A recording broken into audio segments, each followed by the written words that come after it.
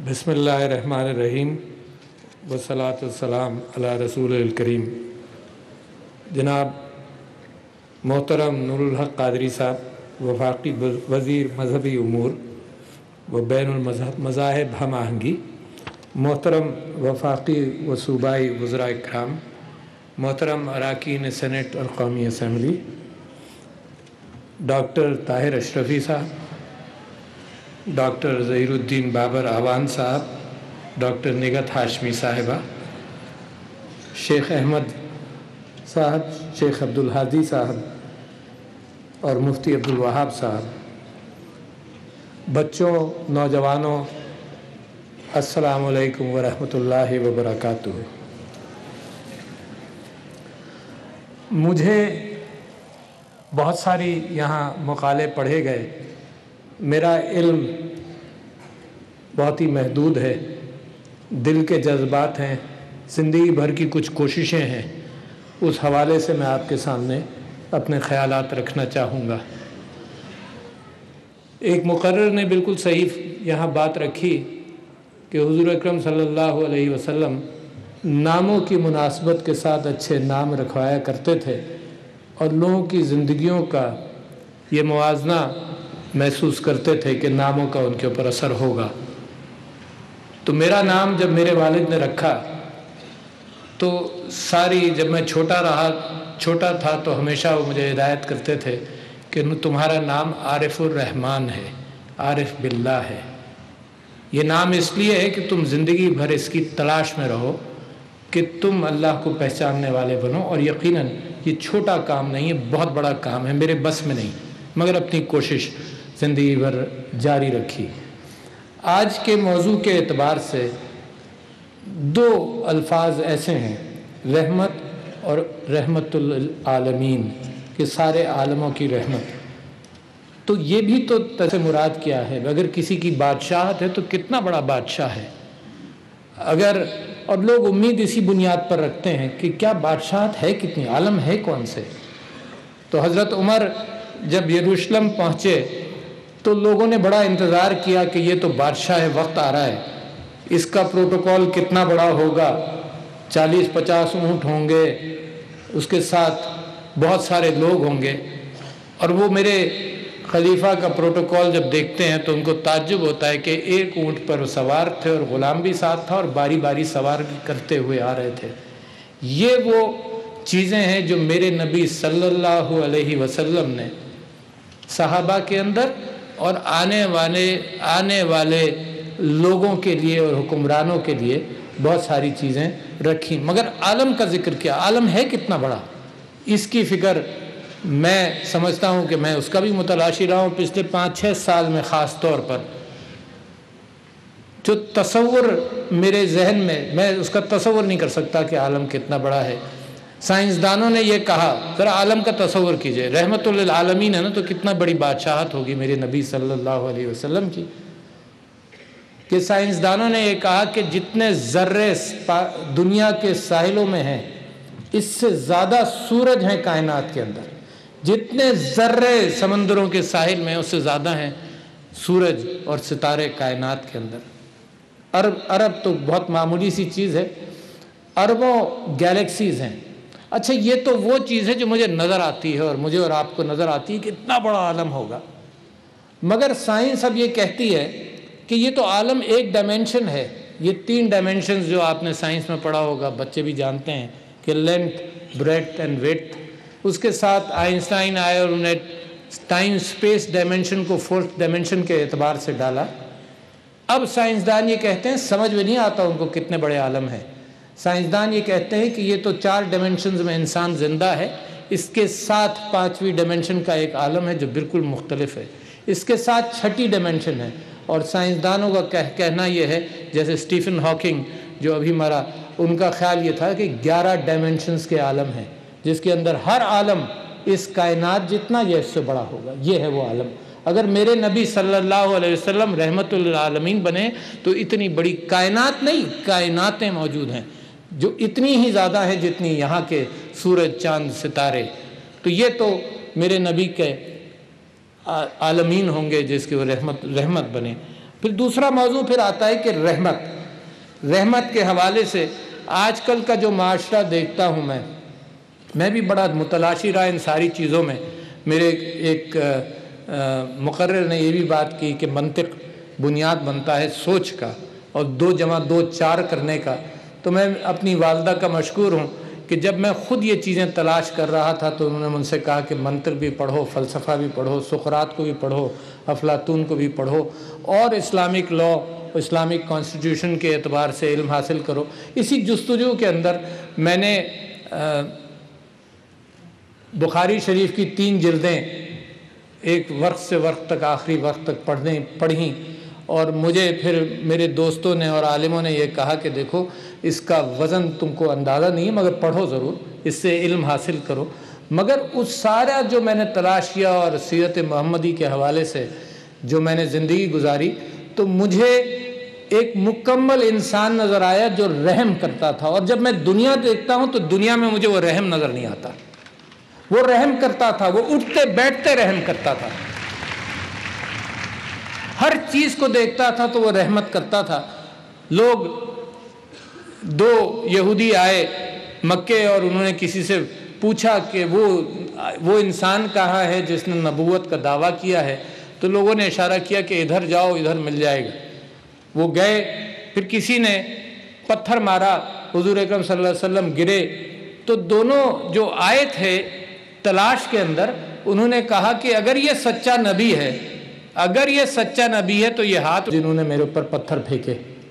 اور وہ کیا دیکھتے ہیں کہ میرے نبی صلی اللہ علیہ وسلم ہاتھ اٹھاتے ضرور ہیں اور اللہ سے دعا کرتے ہیں کہ ان کو معاف کر دے. یہ ہے میرے نبی صلی اللہ علیہ وسلم. اور میرا اپنا کردار اور میرے اس زمانے کے مسلمانوں کا کردار کہ ہماری چھوٹی چھوٹی انائیں ہیں.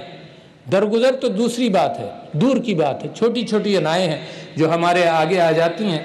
اور میرے نبی صلی اللہ علیہ وسلم کا محفل میں بیٹھنے کا طریقہ بھی یہ تھا کہ جب وہ بیٹھتے تھے تو اس بات کی کوشش رکھتے تھے کہ اپنا گھٹنا بھی لوگوں سے آگے نہ ہو. اور ایک ایک لمحہ ان کا رحمت کے اعتبار سے گزرتا تھا. غصہ ان کو کبھی نہیں آتا تھا، چہرہ لال ہوتا تھا، مگر الفاظ کبھی ان کے منہ سے ایسے نہیں نکلے کہ لوگوں کو تکلیف پہنچائیں. لوگوں نے حضور اکرم صلی اللہ علیہ وسلم رات کو، یہ میں اس وجہ سے سنا رہا ہوں کہ میں تو متاثر ان چیزوں سے ہوا ہوں. میری تلاش خدا کی تلاش تو ہے، اللہ کی تلاش تو ہے کہ جس نے پیدا کیا، مگر وہ پیغام میرے نبی صلی اللہ علیہ وسلم کے ذریعے آیا. اور اس پیغام کو، اس کتاب کو انہوں نے اپنی زندگی میں ایسے اتارا کہ اللہ تعالیٰ خود پر فرماتے ہیں کہ اس کو دیکھو. اگر تم کو اسلام پہچاننا ہے، کرنا ہے، اس کو دیکھو. اللہ کو ضرورت عبادات کی نہیں ہے. وہ اعوذ باللہ کسی چیز کا متلاشی نہیں ہے، اس کو کسی چیز کی ضرورت نہیں ہے، حاجت نہیں ہے. اگر میں نماز پڑھتا ہوں تو اس لیے نہیں پڑھتا کہ اس کو، نماز پڑھتا ہوں اس لیے کہ مجھے ضرورت ہے. اگر میں صبح سے شام تک یہ جو تلاش میری ہے، اس میں اب بھی بار بار میں اور آپ جتنے بڑے بڑے عالم یہاں بیٹھے ہیں، اور میں تو ان پڑھ سا آدمی ہوں، سب یہ روزانہ اللہ سے التجا کرتے ہیں کہ مجھے سیدھا راستہ دکھا. اس کا مطلب یہ کہ اللہ بھی جانتا ہے کہ مجھے ہر وقت، ہر لمحہ سیدھے راستے کی تلاش کرنی ہے. ہر لمحہ دن میں 20 مرتبہ میں مانگتا ہوں اللہ سے کہ مجھے سیدھا راستہ دکھا. اس کا مطلب مجھے اس بات پر یقین ہونا چاہیے کہ میرا ذہن اور میری زندگی بھر کی کوشش جو ہے وہ یہ ہونی چاہیے کہ مجھے سیدھا راستہ ملے. جو جتنے الفاظ میں نے یہاں سنے ہیں آج، وہ بھی میرے لیے کافی ہیں کہ میں پھر اور مزید سیدھا راستہ تلاش کروں. بہت ساری چیزیں مجھے نہیں معلوم تھی، مجھے آج پتہ چلی کہ میں سیدھا راستہ تلاش کروں. کہ یہ جستجو تو میرے نبی صلی اللہ علیہ وسلم نے سنائی ہے اور دکھائی ہے، بتائی ہے. اور ہدایت کے اعتبار سے غصہ بھی، جیسے میں آپ سے کہہ رہا تھا کہ نہیں آتا. لوگ کہتے تھے کہ چہرہ لال ہو جاتا ہے، میں غصہ نہیں آتا. رات کو وہ کسی جگہ پر نماز پڑھنے لگے تو آہستہ آہستہ لوگوں نے ان کا ساتھ دیا اور وہ بھی نماز پڑھنے لگے. ایک دن حضور اکرم صلی اللہ علیہ وسلم نہیں گئے نماز پڑھنے. تو جو نئے نئے مسلمان تھے ان کو آداب کا جو بھی خیال ہوگا، مگر زور زور سے بولنے لگے. پھر کسی نے کچھ کنکریاں ماری، ان کو ناگوار گزری میرے نبی کو. وہ باہر آئے اور انہوں نے کہا کہ میں آج اس وجہ سے نہیں نکلا ہوں کہ کہیں یہ نماز فرض نہ ہو جائے. مگر انہوں نے کہا کچھ نہیں، بات ناگوار گزری کہ لوگوں نے کنکریاں بھی ماری، مگر انہوں نے اپنے اعتبار سے خیال کیا۔ کتنے لوگ ہم میں ہیں جو ان چیزوں کو درگزر کرتے ہیں۔ میں تو آپ سے اپیل کرتا ہوں، میں تو یہ سمجھتا ہوں کہ میں اپنے آپ سے اپیل کرتا ہوں کہ میرے نبی کے اندر جتنا صبر اور درگزر تھا، کاش کہ وہ میرے اندر تھوڑا سا بھی آ جائے، تاکہ مجھے معاشرے کے اندر رحم کرنے کا پتہ چلے۔ قرآن کے اندر والضحیٰ کے اندر آتا ہے فَأَمَّا الْيَتِيمَ فَلَا تَقْهَرْ وَأَمَّا السَّائِلَ فَلَا تَنْهَرْ۔ میں سمجھتا ہوں کہ ریاست کے لیے یہ دو باتیں ہی پوری ہیں، اور کچھ کرنے کی ضرورت نہیں کہ یتیموں کا خیال رکھو، اور جو سوال کرنے آئے، اس وقت سوالی اس ریاست کے کتنے ہیں؟ میں سنتا یہ ہوں کہ خط افلاس سے نیچے 40 یا 45% ہیں، یہ ہیں سوالی۔ تو میرے لیے تو میری حکومت کے حوالے سے، ہمارے پرائم منسٹرز کے حوالے سے، یہ وزراء اکرام یہاں بیٹھے ہیں ان کے حوالے سے، یہ سارے سوالی ہیں۔ ساری زندگی یہ گزار دیں ان سوالوں کو، اور لوگ جب آپ کے دہلیز پر آ کر کوئی کام چاہتے ہیں اس کو آپ پورا کر دیے تو آپ نے میرے نبی صلی اللہ علیہ وسلم کی سنت پر عمل کیا۔ آسان نہیں ہے مگر یہی طریقہ ہے، آسان نہیں ہے مگر جب تک میں ان کی ساری باتوں کو اپنے اندر اپناؤں نہیں، جب تک میرا مذہب بھی میرے اوپر انسان کے حوالے سے پورا نہیں ہوتا۔ اگر مذہب کا کوئی چیز میرے نبی صلی اللہ علیہ وسلم نے مجھے سکھائی ہے تو یہ سکھائی ہے کہ اگر میں عبادت کرتا ہوں تو جیسے سے میں نے آپ سے کہا کہ کائنات کا ذرہ ذرہ اللہ کی عبادت کرتا ہے، مگر میں کیوں کرتا ہوں؟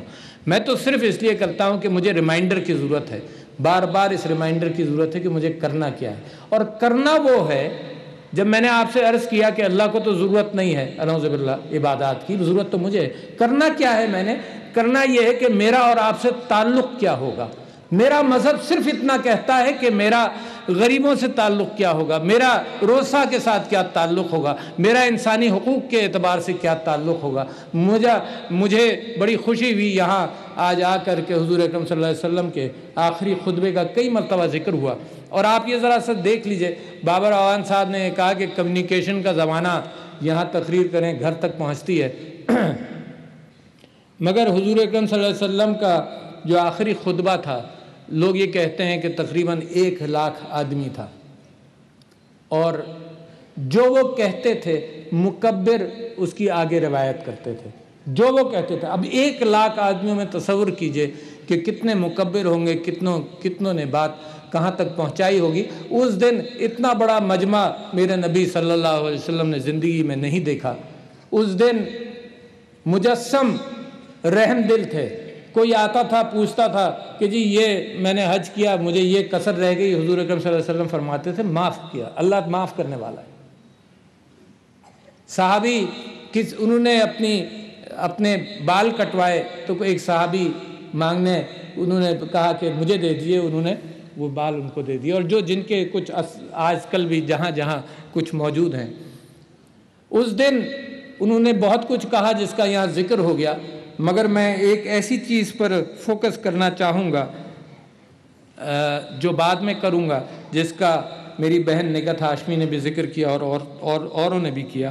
میں سمجھتا ہوں کہ جو ان کی رحم دلی کے حوالے سے باتیں ہیں کچھ آپ کے سامنے رکھتا ہوں۔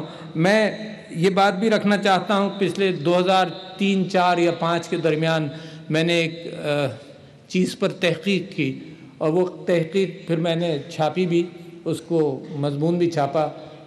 وہ تھا کہ ایک ڈاکیومنٹ موجود ہے صحرائے سینا میں، جو ایک گرجا ہے جس کو سینٹ کیتھرینز مونسٹری کہتے ہیں، وہاں پر، اور وہ ڈاکیومنٹ کہتا ہے، اور اس کو دنیا کے اندر کوویننٹ آف محمد صلی اللہ علیہ وسلم کے نام سے مشہور ہے، اور اس کے اندر اس کی تصویر بھی موجود ہے، دیکھ بھی سکتے ہیں آپ، اس کے اوپر حضور اکرم صلی اللہ علیہ وسلم کی مہر ہے۔ اور یہ اس حوالے سے میں آپ کے سامنے رکھ رہا ہوں کہ میرے نبی صلی اللہ علیہ وسلم غیر مسلموں کے ساتھ کیا رویہ ان کا ہوتا تھا۔ ایک دن وہ کہیں بیٹھے ہوئے تھے تو ایک میت گزری، تو حضور اکرم صلی اللہ علیہ وسلم کھڑے ہو گئے، تو صحابہ نے بعد میں پوچھا آپ کو معلوم ہے کس کی میت تھی؟ تو حضور نے پوچھا کس کی میت؟ تو انہوں نے کہا کہ یہ ایک یہودی کی میت تھی۔ تو حضور اکرم صلی اللہ علیہ وسلم نے فرمایا کہ وہ انسان تھا نا، تو لہٰذا یہ رحم دلی اور یہ کہ ساری انسانوں پر ایک رحم کا کیفیت ہو. تو وہ جو ڈاکیومنٹ ہے وہ چرچ بنا ایسی جگہ پر ہے جہاں پر انجیل کے مطابق اور قرآن کے مطابق، قرآن کسی جگہ کا تعین نہیں کرتا، انجیل کے مطابق کہ حضرت موسیٰ نے اللہ سے کلام کیا، اور وہ صحرائے سینا کے بیچ میں وہ جگہ ہے. اور وہ چرچ بنایا گیا، اس کے پاس ایک جھاڑی تھی جس کو کہا جاتا ہے دا برننگ بش، کہ اللہ تعالیٰ نے کلام کیا حضرت موسیٰ سے، اس میں حضرت اللہ کے نور سے آگ لگی مگر اس بش کو آگ نہیں لگی. اس جگہ پر وہ چرچ ہے. اس کے اندر جو کویننٹ آف محمد صلی اللہ علیہ وسلم جو ہے اس کے اندر یہ ہے کہ یہ میرا معاہدہ ہے، میری امت کا اور میرا معاہدہ ہے مسیحی برادریوں کے ساتھ تا قیامت. اس کا کوئی ٹائم لمٹ نہیں ہے، تا قیامت. اور وہ معاہدہ یہ ہے کہ مسلمان مسیحی برادری کے گرجا گھروں کی حفاظت کریں گے، مسلمان زبردستی شادی نہیں کریں گے، ان کی پیپیسی کو اور ان کی ایرارکی کو ڈسٹرب نہیں کریں گے، اور ان کے گرجاؤں کے اندر جو چیزیں ہیں ان کی حفاظت کے ذمہ دار ہوں گے. میں سمجھتا ہوں کہ میرا نبی صلی اللہ علیہ وسلم جب رحمت للعالمین ہوگا تو وہ دوسروں کے لیے بھی رحمت کا باعث بنے گا. وہ کبھی یہ کر ہی نہیں سکتا، سوچ ہی نہیں کر سکتے. اور جو میں نے پاکستان کی سڑکوں میں جو چیزیں دیکھی ہیں وہ تکلیف مجھے زیادہ ہوئی ہے کہ ناموس رسالت پر ہم سب یہاں جان دینے والے بیٹھے ہیں، ہم سب ایک ایک آدمی. مگر آپ تصور کر سکتے ہیں کہ جس کی ناموس پر جان دینے کے لیے تیار ہیں اس کی اسوہ پر ہم کام نہ کریں اور ان معصوموں کی مال و جائیداد کو نقصان پہنچائیں، موٹر سائیکلیں جلائیں. انہوں نے کیا کیا تھا؟ تو یہ ساری بات میں صرف اس وجہ سے آپ سے کرنا چاہتا ہوں کہ ذمہ داری تو میری ہے نا. پہلے تو میں سیکھوں گا. میں سمجھتا ہوں کہ میں ہی ساری چیزوں کا ذمہ دار ہوں. جواب تو میں نے دینا ہے نا.